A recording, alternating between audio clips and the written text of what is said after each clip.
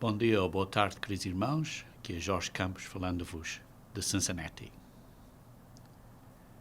Na semana passada, eu gravei para vocês um sermão com 4 pontos de identificação da verdadeira Igreja de Deus, a Igreja que Jesus Cristo iniciou no dia de Pentecostes. Vimos pontos como, por exemplo, o princípio de unidade, de união em mente, em mentalidade, em sentimento, em acordo, em espírito, em ensinamento, em doutrina. Isto é uma unidade mental, espiritual e da maneira de pensar, da maneira de ver as coisas, em doutrina e ensinamento. Também vimos que um outro sinal identificador da Igreja de Deus é que é um corpo, é que é uma convivência de membros todos juntos por um corpo que é um corpo ou uma entidade espiritual ou um organismo espiritual, e vimos que não é um prédio ou, digamos assim, uma organização, mas que é um organismo espiritual composto de membros individuais que têm esta mente, este espírito, este ensino, esta unidade, esta união que é unida ou posta através da união do Espírito Santo, que é esta convivência, esta comunhão do Espírito de Deus, que é um corpo. Também vimos que este corpo, esta união da Igreja, é também uma Igreja que ora, que está a orar e que jejua ocasionalmente. Isto é, esta oração, digamos assim, é a cola do amor de uns para com os outros, porque se estamos a orar por outras pessoas, até mesmo por aqueles que não gostem de nós, então isso faz com que comecemos a ter mais carinho e mais amor para com os outros. Não é fácil orar pelos nossos inimigos, por aqueles que estão opostos contra nós, não é fácil, mas quando fazemos isso, começamos a desenvolver este amor de Deus, de uns para com os outros. E também vimos que um quarto ponto de identificação da Igreja de Deus, que é uma Igreja construída com ou através do Espírito Santo de Deus. Está claro que a Igreja é construída ou edificada por Jesus Cristo sobre esta pedra, que é Jesus Cristo, que é a pedra angular, é a Igreja edificada, mas é edificada através do Espírito Santo de Deus. Mas hoje, nesta segunda parte deste sermão, eu quero levar estes sinais de identificação a um nível diferente, digamos assim, a um nível individual e coletivo, isto é, uma responsabilidade nossa. Qual é a nossa responsabilidade individualmente e coletiva para sermos partes da Igreja de Deus, da verdadeira Igreja de Deus, e isso também então serão sinais identificadores da verdadeira Igreja de Deus e que somos membros da verdadeira Igreja de Deus. E por isso vamos perguntar primeiro, porque estávamos a falar, o último ponto que deixámos no sermão anterior, o quarto ponto, foi que a Igreja de Deus é uma que é construída ou que esteja cheia do Espírito Santo de Deus. Quando estamos cheios, é como se estivéssemos, digamos assim, fartos, cheios, completamente satisfeitos com o Espírito Santo de Deus. Então, como é que vamos estar cheios ou vamos estar fartos, enchidos pelo Espírito Santo de Deus? Jesus Cristo nos dá essa resposta aqui em Mateus, no Sermão do Monte. Vejam comigo, se faz favor, Mateus capítulo 5. Mateus capítulo 5, versículo 6. Mateus capítulo 5, versículo 6. Perdão. Mateus 5, versículo 6. Ele está aqui a falar acerca das bem-aventuranças. E no versículo 6 diz assim: bem-aventurados os que têm fome e sede de justiça. Bem-aventurados os que têm fome e sede de justiça. Por isso precisamos ter fome e sede de justiça, porque diz assim: porque serão fartos. Isto é, estarão, digamos assim, cheios, estarão cheios de quê? Vamos estar satisfeitos, vamos estar fartos, vamos estar cheios. O que é que nos enche? O que é que precisamos ser cheios? Precisamos ser cheios do Espírito Santo de Deus. Mas então, o que é que precisamos ter? Precisamos ter fome e sede de justiça. Qual justiça? Qual justiça é que precisamos ter fome e sede? É a nossa justiça? É uma justiça que nós vamos tentar fabricar ou fazer? É a nossa justiça? Vejam, por exemplo, aqui em Isaías 64, versículo 6. Isaías 64, versículo 6. Diz assim: mas todos nós somos como o imundo. Queridos irmãos, todos nós somos como o imundo. A nossa justiça não é nada. Nós somos como imundos. Por exemplo, Paulo disse, por exemplo, em Romanos 3, todos nós, nenhum de nós seguimos a Deus, nenhum de nós quer Deus, nenhum de nós sabe o caminho da verdade, nenhum de nós sabe o caminho da paz.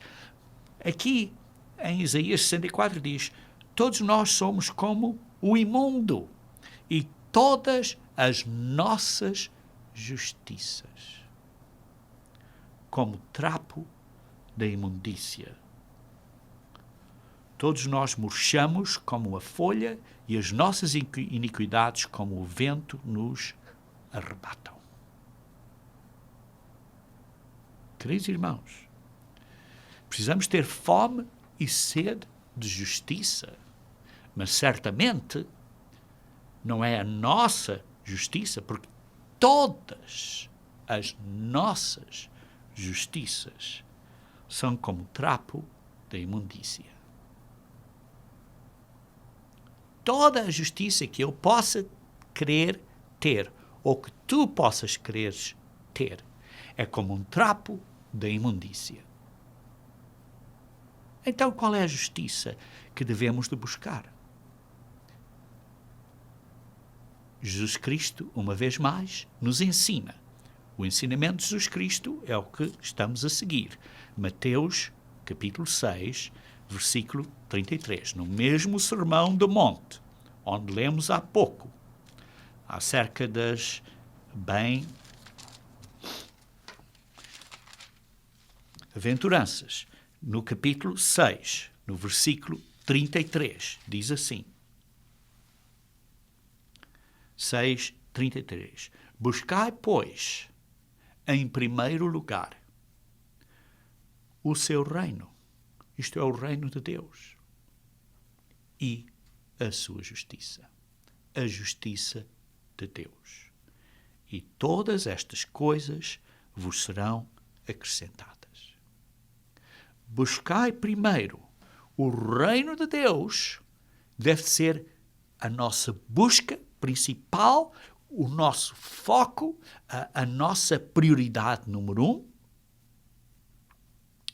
E como é que buscamos o reino de Deus? Praticando, vivendo, tendo fome e sede pela justiça de Deus. Não é a nossa própria justiça, é a justiça de Deus.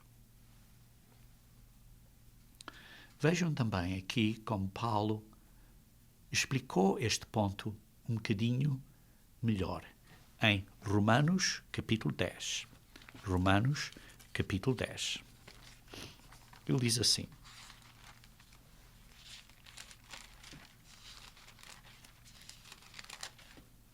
Romanos capítulo 10.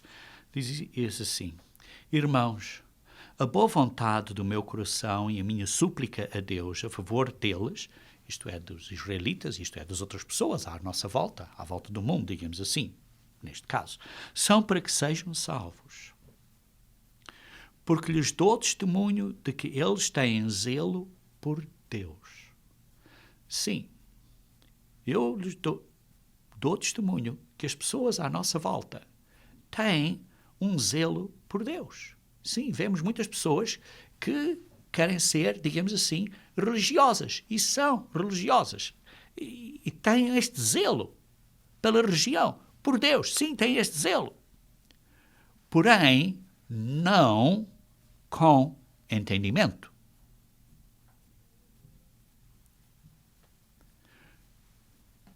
As pessoas são zelosas pela religião, querem ser piedosas, querem seguir a Deus, mas não o fazem com entendimento. Porquê? Versículo 3. Porquanto, desconhecendo a justiça de Deus. Desconhecem, não sabem a justiça de Deus. E porque não sabem a justiça de Deus, procuram estabelecer a sua própria justiça. Procuram estabelecer a sua própria justiça. Isso me faz lembrar da árvore do conhecimento do bem e do mal, que as pessoas querem ter o seu próprio conhecimento do bem e do mal, da justiça. Em vez de seguirem a árvore da vida, que é o conhecimento que Deus nos dá do que é do bem e do mal. Porque diz assim, não se sujeitaram à justiça que vem de Deus. Isto é, a árvore da vida. Vê-se aqui que as pessoas são zelosas. São zelosas por Deus. Mas esse zelo não é com entendimento. Porque diz assim, desconhecem, não sabem a justiça de Deus e procuram estabelecer a sua própria justiça. Aqui está o problema. Aqui está o problema. Porque não se sujeitam à justiça que vem de Deus. Porque quando as pessoas ouvem acerca da justiça que vem de Deus, dizem, não é preciso fazer isso. Ou não preciso fazer isso. Ou isso não é aplicável a mim. Ou tem sempre uma desculpa. Sempre uma desculpa a dizer que não precisam, por exemplo, observar o sábado. Ou, por exemplo, que certas relações sexuais estão ok com Deus, enquanto que não estão. Certas relações pecaminosas não estão corretas. E as pessoas dizem, não, essas coisas, agora estamos numa geração nova. E tem sempre uma desculpa. Porquê? Porque não se sujeitam à justiça que vem de Deus. Procuram estabelecer a sua própria. Porque, versículo 4, o fim da lei, o propósito, o exemplar, aquele que cumpriu a lei de uma perfeita maneira, que completou a lei, que nos dá o ensino completo da lei, que nos dá o ensino completo, o fim, o máximo, que preencheu, que cumpriu a lei toda e por isso nos dá um exemplo perfeito de como cumprir a lei. O fim da lei é Cristo. É o nosso exemplo. É quem nós devemos de olhar como o exemplo da justiça de Deus. Porque, ao fim de contas, é Cristo. É Cristo que é o nosso exemplo. Para a justiça de todo aquele que crê. Para a justiça de todo aquele que acredita em Cristo. E acreditar em Cristo é fazer o que Ele diz para nós fazermos. Porque se eu acredito nele, vou fazer o que Ele diz para eu fazer. E vejam então, continuando, no versículo 14. Como, porém, invocarão aquele a quem não creram? E então como é que podem invocar aquele que não acreditaram? E como vão crer em Cristo naquele de quem nada ouviram? Sim, se não ouviram o nome de Cristo, como é que podem crer nele? Porque ele é o fim da lei, ele é o pináculo, o cúmulo, o exemplo de que nós devemos de olhar para a justiça de Deus. E como crerão naquele de quem nada ouviram? E como ouvirão se não há quem pregue? E como pregarão se não forem enviados? Queridos irmãos, uma pessoa não pode decidir por si própria, dizer, eu vou ser um pastor. E pôr um nome à sua volta, dizer, eu sou um pastor de Cristo. Não. Temos que ser enviados por Cristo para sermos um pastor representante de Cristo. Este mundo está cheio de pessoas a dizerem, eu sou isto ou aquilo ou aquilo outro. É que, por exemplo, imagine, uma pessoa quer ir trabalhar para uma companhia e é um representante dessa companhia. Uma pessoa que é um representante dessa companhia é enviado por essa companhia, é parte dessa companhia. Eu não posso dizer, eu pertenço àquela companhia, sou representante daquela companhia. Eu não sou. Tenho que ser enviado por essa companhia, exatamente com Deus. Para pregar, temos que ser enviados. E a decisão de Deus, quem envia. É a decisão de Cristo, quem envia. Não posso decretar a mim próprio de ser um pastor. Tenho que ser enviado por Deus.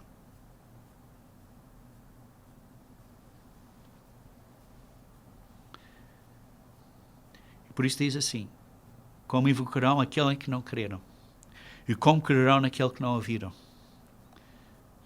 E como ouvirão se não há quem pregue? E como pregarão se não forem enviados? Como está escrito, quão formosos são os pés dos que anunciam coisas boas, a boa nova do reino de Deus. Mas nem todos obedeceram ao Evangelho, pois Isaías diz, Senhor, quem acreditou na nossa pregação? E sim, e assim, a fé vem por ouvirem pela pregação. E a pregação pela palavra de Deus. Na Almeida Revista e Atualizada diz de Cristo, mas o grego aí diz Deus, pela palavra de Deus. Sim, ao fim de contas, o verbo, Cristo, é a palavra de Deus. E por isso, queridos irmãos, a fé vem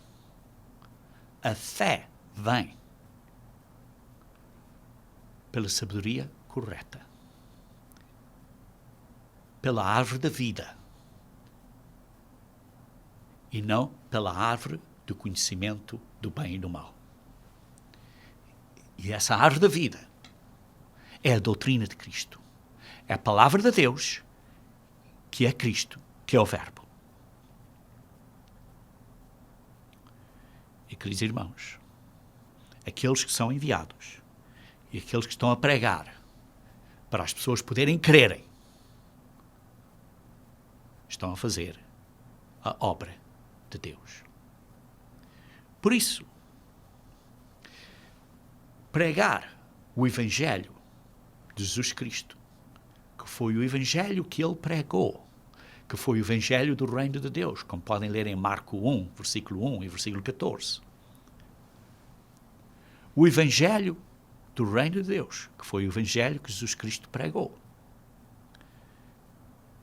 é parte de fazer a obra de Deus. E por isso,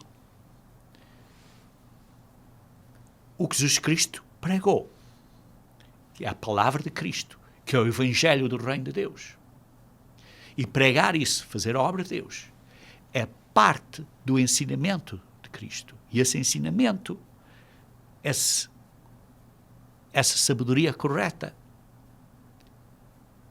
essa doutrina correta,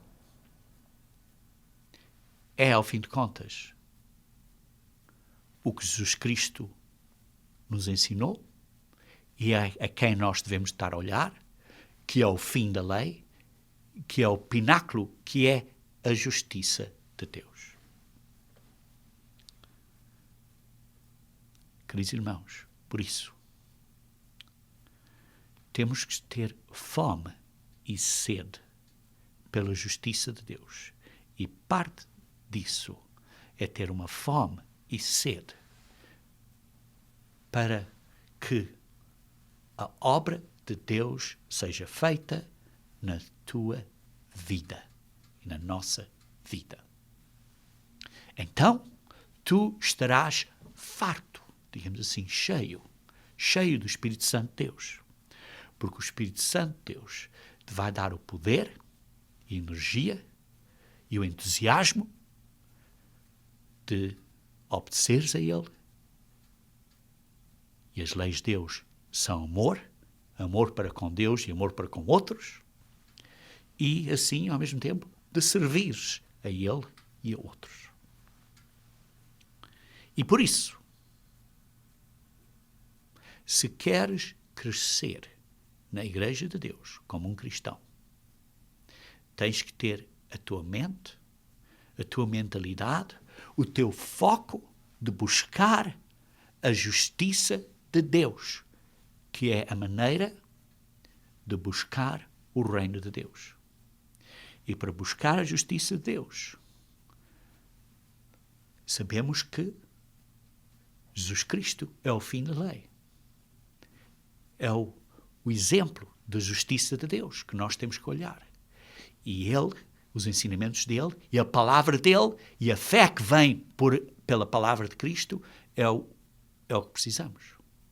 E por isso, se queremos crescer na Igreja de Deus, temos que ter uma mente bem focada na obra de Deus, no que Deus tem a sua mente focada. Deus tem o seu foco, a sua mentalidade, o seu desejo é fazer a obra dele. E por isso nós, quando temos a nossa mente na mesma, digamos assim, no mesmo pensamento, nas mesmas intenções que Deus tem, então vamos crescer. Por isso, queridos irmãos,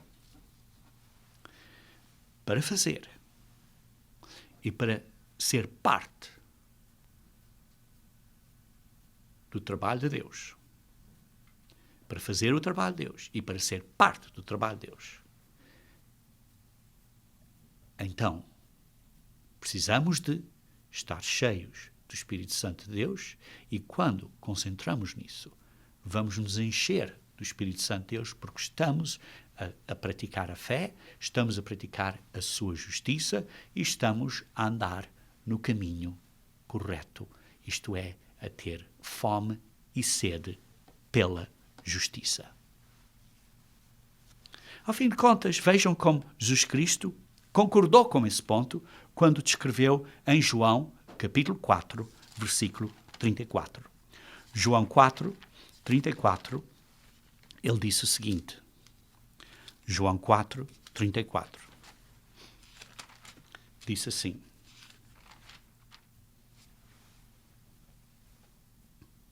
Disse-lhe Jesus, a minha comida consiste em fazer a vontade daquele que me enviou e realizar a sua obra.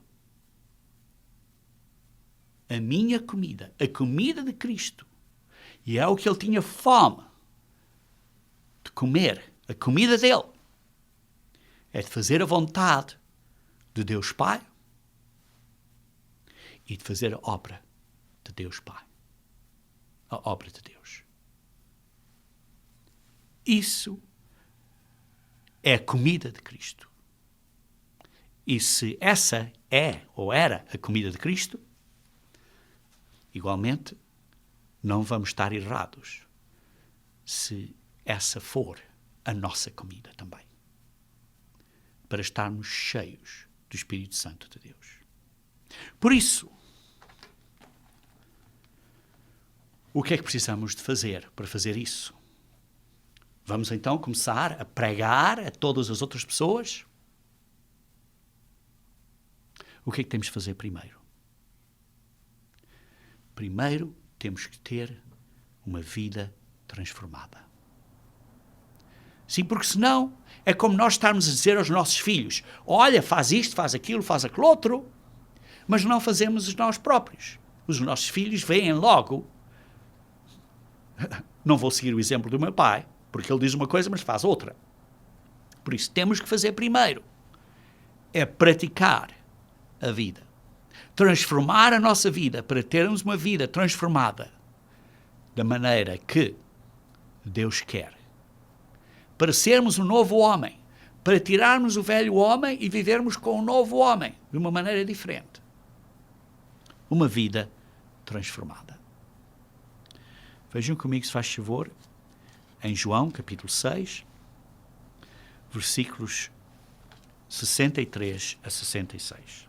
6, 63 a 66. Diz assim: o Espírito é que vivifica. É o Espírito. O Espírito nos dá esta vida nova, de estarmos transformados, de vivermos de uma maneira diferente. É o Espírito Santo de Deus. É o Espírito Santo em nós, vivendo dentro do Espírito. É o Espírito que nos dá esta vida nova, o novo homem.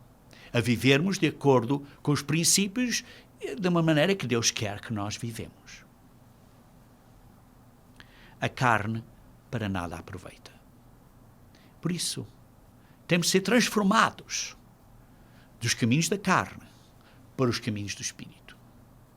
É uma transformação que nós temos que ter internamente em nós próprios primeiro. As palavras que eu vos tenho dito são Espírito e são vida. As palavras de Cristo. A palavra de Cristo. A palavra, como lemos há pouco em Mateus, a palavra de Deus. São Espírito e são vida. São o Espírito de Deus e são a vida eterna. Contudo, há descrentes entre vós. Isto é, não acreditam. Porquê? Porque não praticam. Porque não obedecem. Não estão a transformar as vidas. Pois Jesus sabia desde o princípio quais eram os que não criam e quem o havia trair. Ele sabia muito bem as pessoas que estavam a crer nele e que vê-se, queridos irmãos, quando estamos a obedecer a Deus, começamos a ter este discernimento que se vê na cara de certas pessoas. Vê-se na cara. Começamos a ter um discernimento espiritual. Quando as pessoas têm uma atitude e um desejo, uma motivação de querer obedecer a Deus. Vê-se. Na maneira que fazem coisas, na maneira que falam, vê-se. E por isso, Jesus sabia desde o princípio quais eram os que não criam e quem o havia traído também. E prosseguiu: por causa disto é que vos tenho dito: ninguém poderá vir a mim, se pelo Pai não lhe for concedido. Vocês não podem vir a mim, não podem ser cristãos, não podem seguir-me, se o Pai não vos chamar. Palavras difíceis para as pessoas entenderem, mas é verdade. É as palavras de Cristo. Ninguém pode vir a Cristo se pelo Pai não lhe for concedido, não lhe for dado pelo Pai. À vista disso, muitos dos seus discípulos o abandonaram e já não andavam com ele. Quando ele começou a dirigir e a apontar as pessoas para viverem uma vida espiritual e para se transformarem, para serem diferentes e viverem de maneira diferente, deixaram. Não quiseram.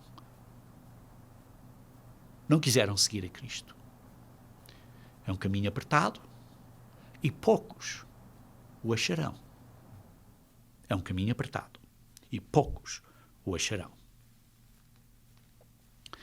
Vejam comigo também em Jeremias 5, versículo 30 a 31. Esta é uma escritura muito interessante, e que pessoas não têm reparado. Porque o que acontece, queridos irmãos, é que devemos de viver uma vida transformada. Temos que ter uma vida transformada. E essa autorização é concedida por Deus. Mas, queridos irmãos, há muitas pessoas que parecem ter uma vida transformada, mas não estão.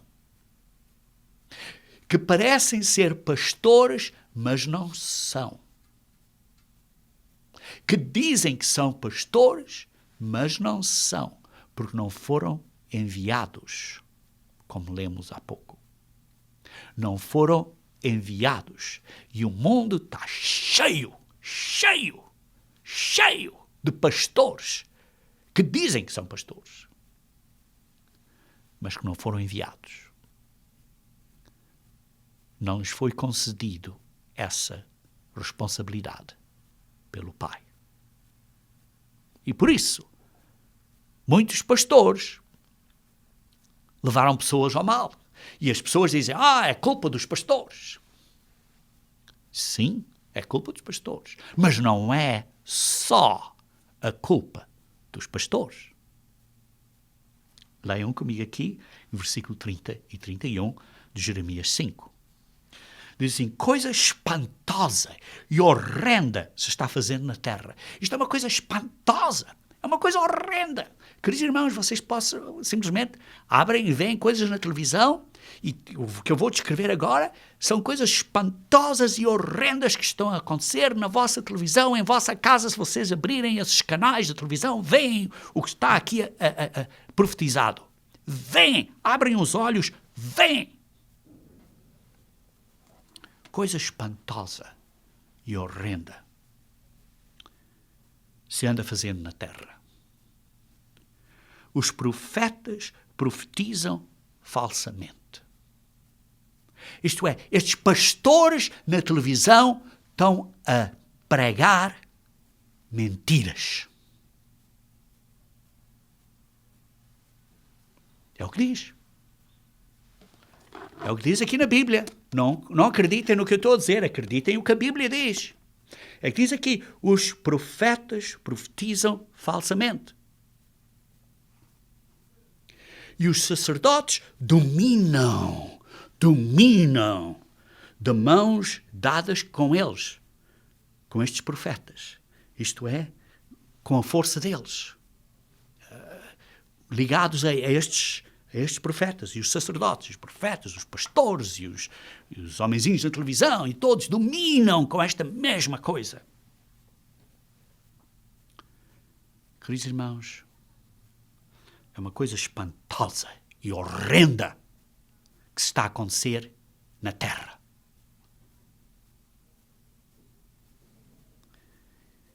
Mas depois continua aqui, diz assim: e é o que deseja o meu povo. É o que as pessoas querem. As pessoas querem mentiras, as pessoas não querem ouvir a verdade de Deus, não querem ouvir, desligam, se é a palavra de Deus, desligam. Não querem ouvir a verdade. Querem ouvir mentiras. Querem ser dominadas. Por isso, sim, queridos irmãos, a liderança não está a seguir o caminho certo. Mas o povo também. O povo ama, gosta desse caminho falso. Sim, a liderança querem poder, querem prestígio, querem ser importantes, querem ter influência, querem ter autoridade. Mas o povo gosta dessas falsificações. Por isso, queridos irmãos, a autoridade vem de Deus e as pessoas têm que ser transformadas. Tanto a liderança como o povo têm que ser transformadas. Precisamos de transformar a nossa vida. Precisamos de ser ou viver uma vida transformada antes de estar a pregar a outros. Porque senão somos hipócritas. Vejam comigo, se faz favor, em Romanos, capítulo 12. Romanos, capítulo 12.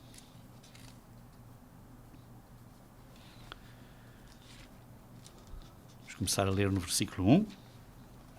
Diz assim: rogo-vos, pois, irmãos, pela misericórdia de Deus, por favor, irmãos, pela misericórdia de Deus, está Paulo aqui a rogar, e estamos nós a dizer o mesmo, que façam o quê? Que apresenteis o vosso corpo por sacrifício vivo, santo e agradável a Deus. Façam um sacrifício físico com o vosso corpo, que é o vosso culto racional, que é o que Deus quer que tu faças e que eu faça. É uma coisa simplesmente necessária. É o que Deus quer. Que façamos um sacrifício físico. Porque vivemos num mundo que está cheio de falsidades, está cheio de mentiras, em que coisas espantosas e horrendas estão a acontecer, e por isso devemos de apresentar o nosso corpo por sacrifício.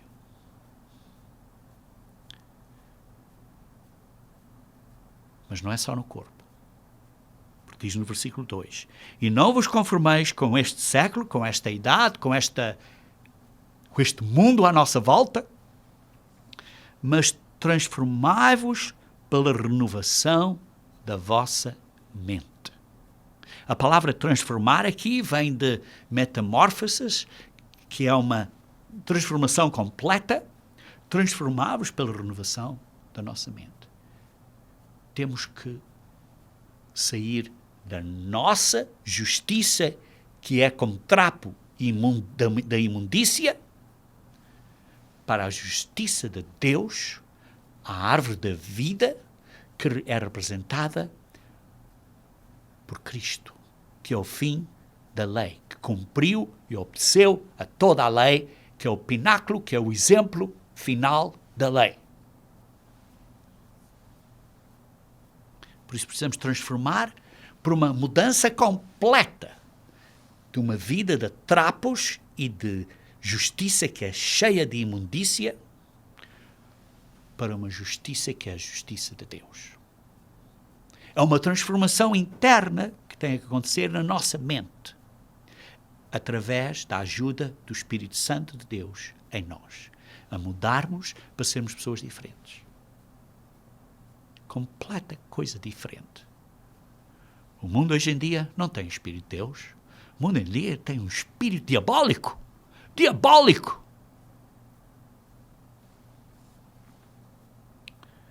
para que experimentais qual seja a boa, agradável e perfeita vontade de Deus. Isto é a vontade de Deus, é o que Deus quer que tu faças, que te mudes. Continuando então no versículo 3. Porque pela graça que me foi dada, diga cada um dentre vós que não pense de si mesmo além do que convém.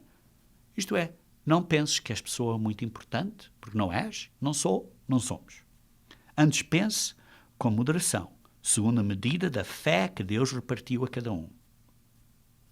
Porque assim como num só corpo temos muitos membros, mas nem todos os membros têm a mesma função, sim, nós somos várias pessoas, mas somos um só corpo. Este ponto de como Deus vê precisamos de entender. Não é uma pessoa, somos várias pessoas. Somos vários membros, mas somos um corpo. É como o homem e a mulher se casam e tornam-se um corpo. É como Jesus Cristo e Deus Pai são São duas pessoas diferentes, mas são Para sermos parte, nós vamos ser filhos e filhas deles, para sermos com Ele, um corpo, uma entidade. O significado perante Deus é uma união, uma unicidade muito especial. Em mente, em maneira de pensar, em visão, em maneira de ser. É uma unidade muito especial. Versículo 5. Assim também nós, conquanto muitos, somos um só corpo em Cristo e membros uns dos outros, tendo, porém, diferentes dons, segundo a graça que nos foi dada. E por isso temos várias habilitações, vários talentos, vários dons, conforme Deus nos deu. Alguns temos dons para pregar, segundo a proporção da fé. Se profecia, seja segundo a proporção da fé. Se ministério, se é para sermos um ministro, a carinhar e a tomar e para ajudar outras pessoas e servir para esse serviço, para uma questão de serviço, de carinhar e de sermos carinhosos para outras, dediquemo-nos a esse ministério de serviço. Se somos professores, se somos educadores, esmerece-o a fazê-lo. Faz-o da melhor maneira possível. Como um professor. Ou o que exorta, faça-o com dedicação. O que está a encorajar as outras pessoas. Certas pessoas têm um dom de encorajamento. Um dom especial de encorajar um ao outro. Faça-o com dedicação. O que contribui alguns têm uma possibilidade de contribuir mais para a obra de Deus, para a obra de Deus, com os seus dízimos e com as suas ofertas, faça-o com liberalidade. O que preside, com diligência. Se, por exemplo, tem uma responsabilidade sobre uma certa área, uma responsabilidade administrativa sobre uma certa área, faça isso com diligência. Tem uma responsabilidade, por exemplo, de ser um tradutor, faça isso com diligência. Quem exerce misericórdia. Se nós estamos contra pessoas e precisamos de dar perdão e de perdoar e ter misericórdia para outras pessoas, devemos de o fazer com alegria. Queridos irmãos, cristianismo, ser um verdadeiro cristão, não é uma organização. Ser um verdadeiro cristão não é uma administração. Mas ser um verdadeiro cristão é uma prática de aplicarmos estes dons do Espírito Santo que nós tenhamos, conforme temos essa possibilidade que Deus nos dá através do Espírito Santo, e pô-la em prática. Porque é parte de servir. E então no versículo 9 dá um outro que diz: se a nossa dom é de amor, então que o amor seja sem hipocrisia. Seja real. Por isso, há vários dons. Há vários dons. E Deus distribui esses dons conforme Ele deseja. Deus distribui esses talentos, essas habilidades, conforme Ele deseja. Veja, por exemplo, em 1 Coríntios, primeiro livro de Coríntios, capítulo 12, versículo 11. 1 Coríntios 12, versículo 11. Mas um só e o mesmo Espírito realiza todas estas coisas. É o Espírito de Deus, são um Espírito. Distribuindo-as como lhe apraz. Distribuindo estas coisas todas, estes dons de conhecimento, de sabedoria, de fé, de discernir, várias capacidades de ser um tradutor, seja o que for. Distribuindo-as como lhe apraz, a cada um individualmente. A cada um individualmente. É o Espírito que distribui como lhe apraz. É Deus através do Espírito Santo. É Deus através do Espírito Santo. O Espírito Santo é o poder de Deus. Através disso, que distribui, através do Espírito Santo, a cada pessoa certos talentos e habilidades como lhe apraz. Como apraz a Deus. A cada um individualmente. Não é uma organização, não é uma administração. E o maior destes dons todos é o amor, como podem ler em 1 Coríntios, capítulo 13, versículo 13. Agora, pois, permanecem a fé, a esperança e o amor. Estes três, porém, o maior deles é o amor.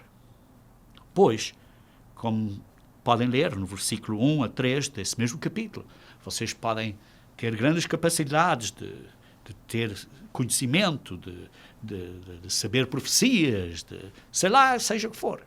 Mas se não tivermos amor, não vale nada. Leiam este capítulo, uma vez mais, 1 Coríntios 13. Porque precisamos ter um amor verdadeiro, que é o caminho de dar, de sofrer por outros. E por isso, queridos irmãos, é que diz que nós devemos ser uma luz. Devemos ser uma luz. Leiam em Mateus capítulo 5. Mateus capítulo 5. Mateus capítulo 5.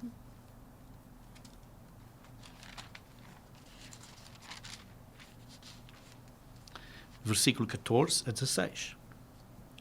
Vós sois a luz do mundo. Não se pode esconder a cidade edificada sobre o monte, nem se acende uma candeia para colocá-la debaixo do alqueire, mas no velador, e ilumina a todos os que se encontram na casa. Sim, podemos a luz num sítio para iluminar. E, queridos irmãos, uma coisa acerca da luz. A luz não faz barulho. A luz não irrita. A luz não nos chateia. Uma luz agradável que ilumina. Nós devemos ser uma luz. E por isso, em primeiro lugar, temos que praticar antes de pregar. A nossa responsabilidade número 1 é praticar, é termos uma vida transformada. E se não sabemos ainda como transformar a nossa vida, precisamos de primeiro pôr isso em prática e viver uma vida de cristianismo correta antes de estar a pregar a outros.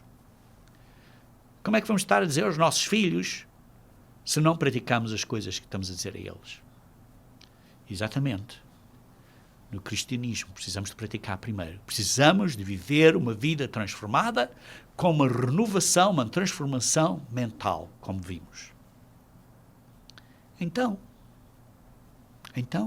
podemos suportar a Igreja de Deus, o corpo de Deus,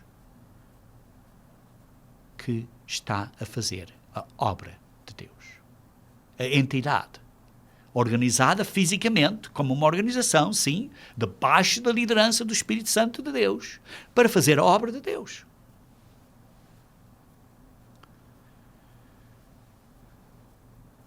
Queridos irmãos, vejam comigo em Atos, capítulo 2. Atos, capítulo 2. Atos, capítulo 2.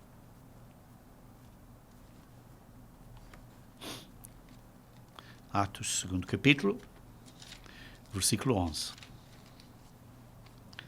Diz aí: tanto judeus como prosélitos, cretenses e arábios, e como outras nações que estava a falar, como os ouvimos falar em nossas próprias línguas as grandezas de Deus. Todas estas nações ouviram. O milagre foi no ouvir. Todos eles ouviam nas línguas deles o que Pedro estava a dizer acerca das grandezas de Deus, e dos outros estavam a falar das grandezas de Deus. E por isso, conforme os verdadeiros discípulos, aqueles 120, estavam a proclamar as grandezas de Deus, as outras pessoas ouviram e compreenderam e entenderam. E vejam então no versículo 22. Então diz assim, vê-se aqui o começo do discurso de Pedro, que diz assim: varões israelitas, atendei a estas palavras. Jesus o Nazareno, varão aprovado por Deus diante de vós, com milagres, prodígios e sinais, os quais o próprio Deus realizou por intermédio dele entre vós, como vós mesmos sabeis. Vê-se aqui que Pedro, a vida de Pedro, que um mês e pouco antes, ou 2 meses antes, 2 meses e meio, digamos assim, antes, tinha negado a Cristo e até ter ouvido o galo a cantar. Pedro agora não estava a negar, porque estava cheio do Espírito Santo de Deus. E quando o Espírito Santo de Deus foi permitido por Pedro a tomar uma liderança na vida dele, e ele transformou a vida dele e começou a viver uma vida diferente, o que é que ele fez? Ele então pregou a palavra de Deus. Pregou a palavra de Deus. Foi-lhe concedido a ele pregar a palavra de Deus. Foi enviado para pregar a palavra de Deus. E então pregou. E por isso, cheio do Espírito Santo, digamos assim, farto do Espírito Santo, cheio do Espírito Santo, ele então pregou a palavra de Deus. E vejam então o resultado. Atos 4,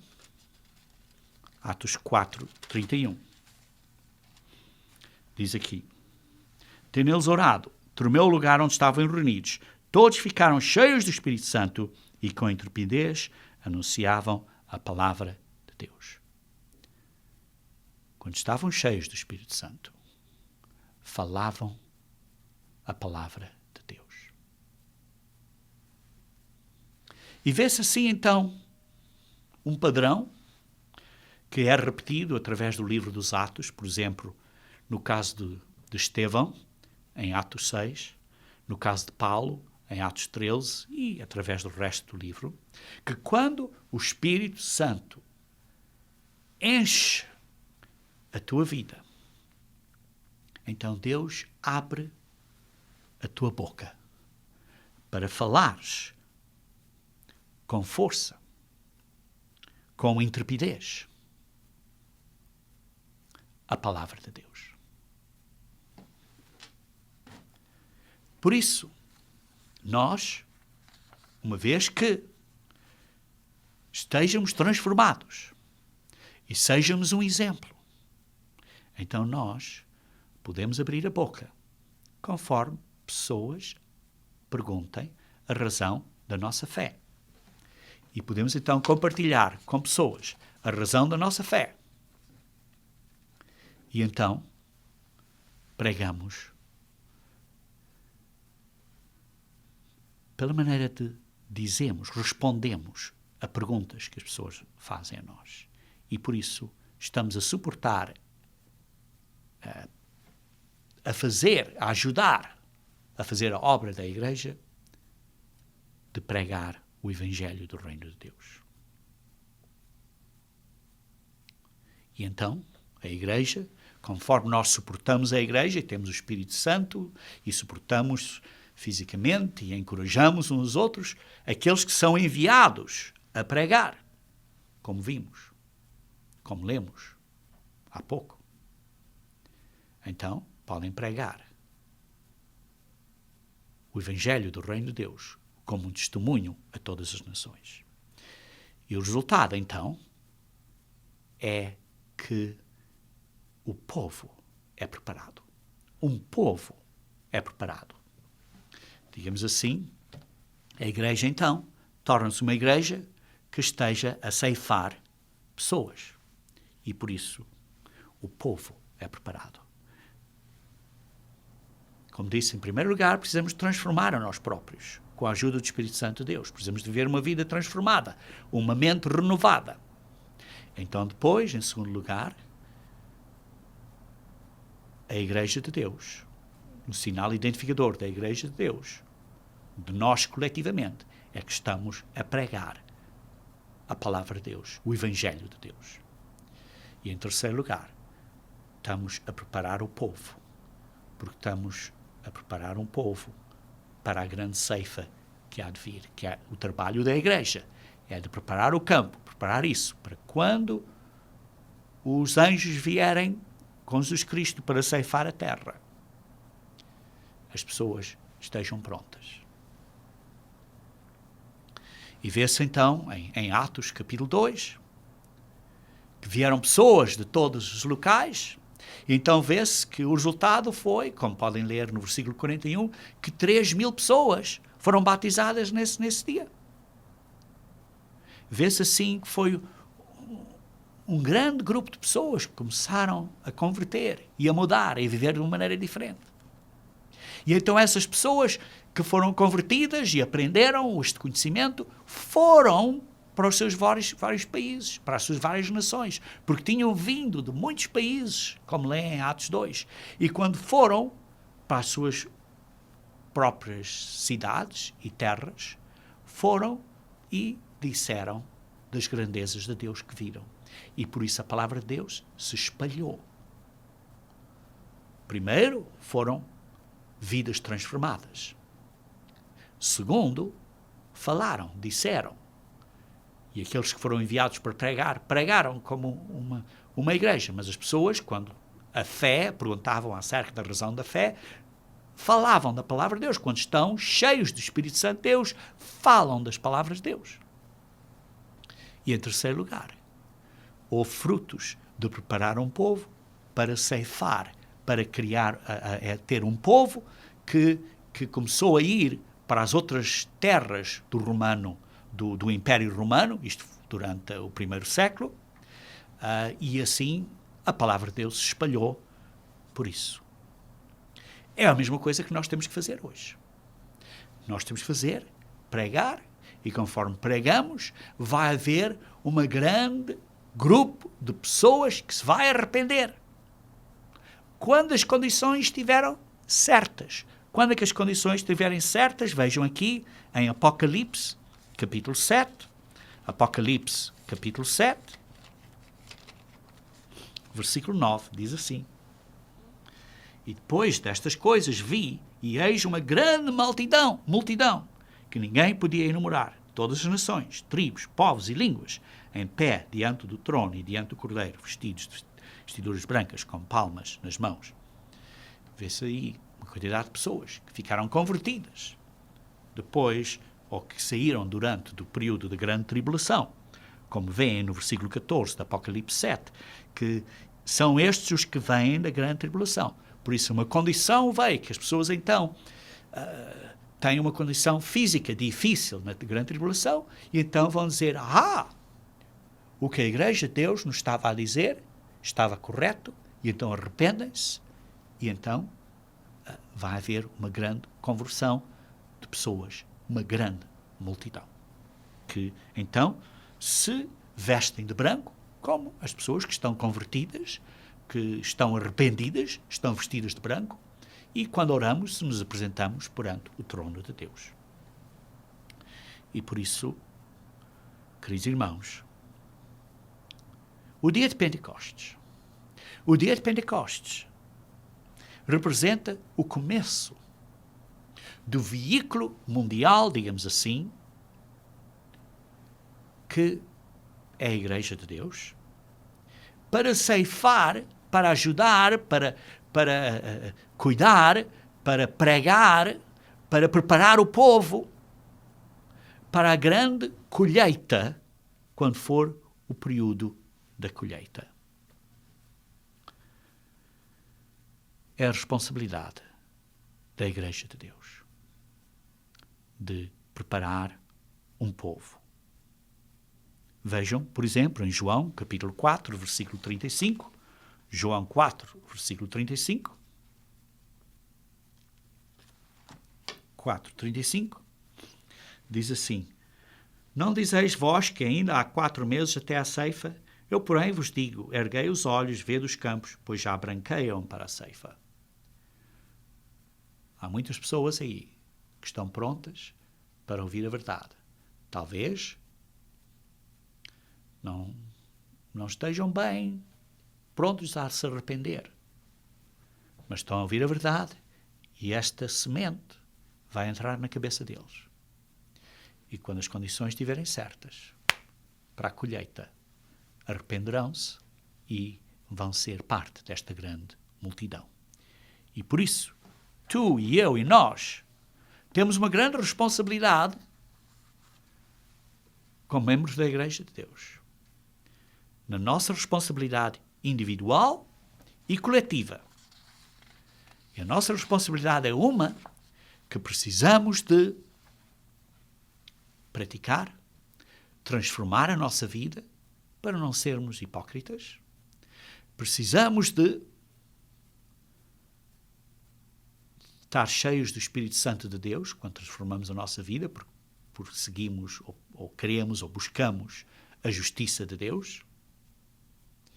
E então estamos cheios do Espírito Santo e automaticamente suportamos a obra de Deus, porque a nossa mente está na obra de Deus, e por isso vamos crescer na Igreja de Deus, no conhecimento de Deus, porque a nossa mente está na obra de Deus, e vamos ajudar e suportar a obra da pregação do Evangelho do Reino de Deus, que é o Evangelho de Jesus Cristo.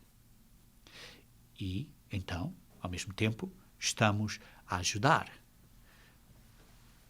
a grande missão da Igreja de Deus, que é da obra de Deus, que é de preparar um povo para a grande colheita que está para vir durante a segunda vinda de Cristo. Queridos irmãos, como vimos, para identificarmos a verdadeira Igreja de Deus, a verdadeira Igreja de Deus que Jesus Cristo iniciou em Pentecostes, vimos no sermão prévio que precisamos ter uma mente, um espírito, uma doutrina, uma união mental e de ensino. Precisamos ter uma união de corpo, do corpo espiritual que é a Igreja de Deus.